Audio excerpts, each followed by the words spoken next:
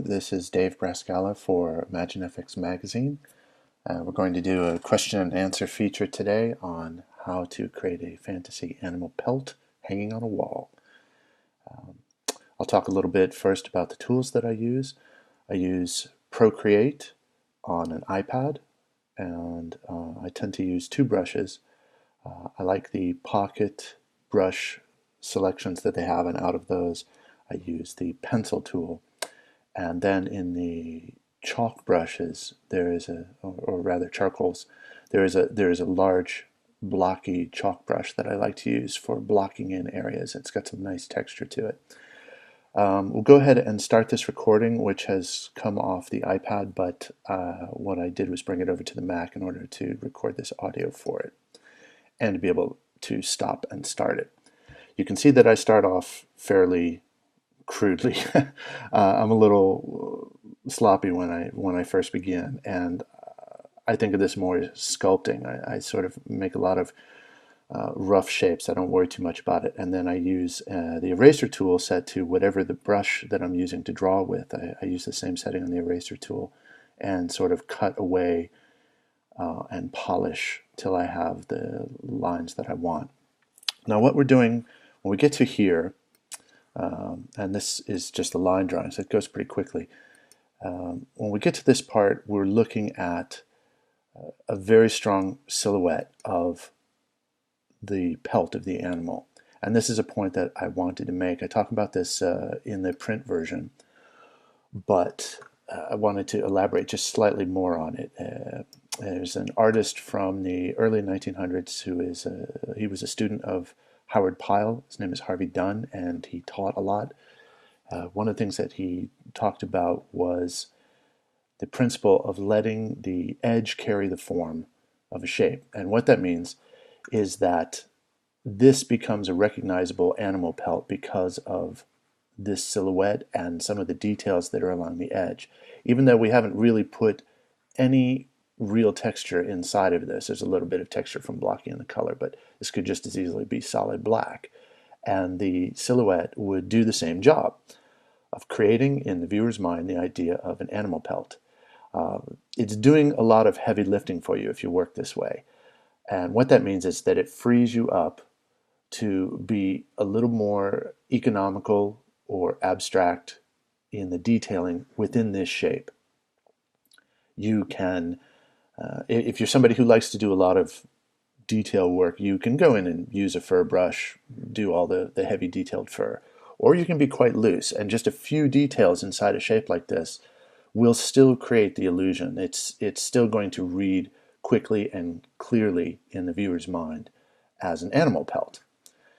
Now we're going to add in a little bit of color. I started off using a little bit earthier tone because I just wanted it to be recognizable in my own mind. And then you can see I changed that to blue once I had the values somewhere that felt familiar. I started adding in some patterning. Here you can see I liked some of the stripes on some, there were some plains animals from Africa that I looked at the pelts for, and I quite liked the long striping on those, like oryx, things like that. But I also decided to add in a row along the spinal area of, they could be scales, they could be a ridge of horn, chitin, I believe it's pronounced chitin or chitin, which is a horn-like material, or keratin, which is what horn is made out of, I believe. But something to break it up a little bit more and make it more unusual than the standard animal pelt. And I'm also using blue because, as far as I know, there's not many blue animals running around. But it was a good way to take this familiar shape and immediately make it a little bit stranger and give it a sense of something unknown that comes from somewhere else. Yet it's still recognizable. This silhouette, you can see, is still working for us to create a signifier that works in the reader's mind or the viewer's mind that they're looking at an animal. I went ahead and gave it 6 legs. I was thinking about some of the animals in the John Carter of Mars, the Barsoom series from Edgar Rice Burroughs. There were a lot of six-legged creatures running around on Mars. But I thought that was an easy way to mix things up a little bit. So what I'm doing here is keeping the silhouette strong and recognizable in a more terrestrial way, but I've added extra legs and a few details and colors that are not something that you would run into on Earth. Blocking in these areas now and starting to play around with the pencil tool to create some fur. As you can see, using a blocky chalk brush, just blocking this in, you've got already a nice fur feeling. And you could not, if you wanted to, you could go no further than this, and it's still going to read effectively. But I decided to go ahead and put some fur in. When you're doing fur, it's good to think about the direction of the fur because it does flow. You have to visualize the animal a bit in your head. Usually it's coming down from the spine, the way it's going to wrap around certain areas. This is a splayed out 3D shape. So you have to think in your mind about how the shape of the animal becomes, I guess we're talking about topology here, but as you flatten out the shape of the animal, how would the form start to appear? Obviously, when you get down into the lower parts of legs of animals, you get down into hoof areas or foot areas, there's not as much fur pelt, and typically they don't skin that area. And I realize this is a little gruesome. I apologize to any vegans out there, but this is a fantasy animal, so we don't have to worry because no one was actually hurt. But I did actually have to look at a lot of pelts, do some photographic research that was reasonably unpleasant. Someone is actually skinning animals all the time. So another thing to think about besides the direction of the fur is the coloring. Even if you do strange colors, you will still find that you need to think about the environment that the animal is in. Most terrestrial mammals that have fur pelts, they tend to be lighter on the bottom and darker towards the top across their backs. And the reason for that is it creates natural camouflage. When there's sunlight under the animal, there is a shadow on the ground. So the lower part of the animal being lighter and the upper part being darker creates a natural, I guess the word I'm looking for is it breaks up the silhouette of the animal to a predator and makes it harder to spot. So you can make your animal more realistic by doing this, by lightening up these areas. And as I go here, I started doing that. I started taking the more intense blues and throwing them along these bottom edges. But it's a good principle to have. If your fantasy world is cloudy, maybe that rule doesn't apply. But it's a good example of how studying real-world creatures and the way that nature works is going to inform anything that you create out of your imagination.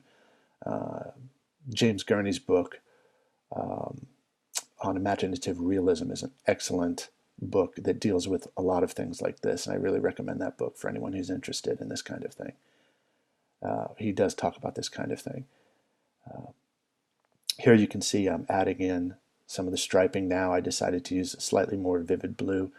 I find that my tendency is to be lower chroma and lower contrast, so I typically have to bump those things up when I get near the end of the drawing, and you might see me doing that here, deciding to increase the color. Sometimes I'll use the same layer duplicated and set it to overlay. That can give you more intense coloring pretty quickly and still preserve your value structure. You have to tweak it a little bit. Adding in a little background to create more of a setting, a little bit of shadowing under there. I made this wooden frame to hang the pelt on the wall. Thought it was a good way to illustrate. If you're going to have the pelt hanging on the wall, if you just hang it like a towel on a towel rack, it's not going to be very visually appealing, and it's likely that people won't understand what it actually is.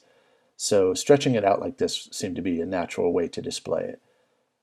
And it's nice that you can create a little bit of tension with these lines. It adds a little bit of natural tension into the picture that is otherwise quite static. Although I did decide to add a little bit more of a storytelling element by putting in a hunting weapon, a spear, that was presumably use to down this animal. Here you can see I'm lightening these edges just to get it to pop a little more. Put a little highlight along the upper edges where the light's catching the edge. Another thing I'll say really quick, you see the spear coming in here. Another thing that I'll say really quick is if you look at real pelts, sometimes it depends on the reason the animal is being skinned. For instance, here in these silhouette examples, let's take a look. This one, for instance, was I was looking at some photo reference of a quite small animal. It was a raccoon, marmoset, I'm not really sure what it was, but it was small and had quite a lot of fur. So you don't see a lot of, it's not so much a hide as a pelt. But this silhouette here was from a zebra hide. And of course, a zebra doesn't have thick fur, so you get more of a hide. But even with animals that have thick fur, when you get further down the legs and further down on the animal, the fur tends to thin out and you get to areas that are more hide. That has a different edge. So you might want to think about that as you go. It's not just straight fur all the way down, depending on how they clipped it. Those edges tend to be a little sharper, and you just sort of clip them. They become quite stiff, that area. And I've actually seen that scrape down to become parchment. Making parchment's a whole different thing. Quite interesting to see done. But you will find that along these edges. So I tried to flatten those out just a little bit, imagining where the fur is tapering off to become a hoof or a clawed foot, something like that. And now we're just finishing up here with this spear. Gave it a little character, throw in a little more color and contrast that we hadn't used anywhere else, and a little bit of marking. And you start to get a little bit of implied personality for the hunter of whatever this animal is. And that is the completed picture here. You can see, I'll just say quickly that since I hadn't quite decided what this material was, but that it was vaguely horn-like, I tried to use some sharper specular highlights, which means that they're more like hot spots, hot dots, where the light collects. If you look at materials that are shinier and harder, the light reflections tend to be smaller and more focused.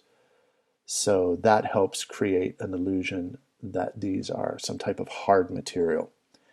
And you can see I didn't have to go very far with this at all to get that effect happening.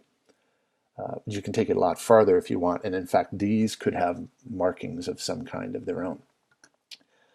So there's the picture.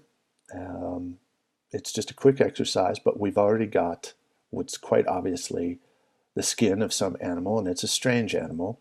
We've got a context to put it in. It's hanging on a framework, and we've got a little bit of implied story behind it with the weapon that was used to kill it. But the strength of this, if you take this image and you make it black and white, just view it as a silhouette, you're still going to see it as an animal pelt.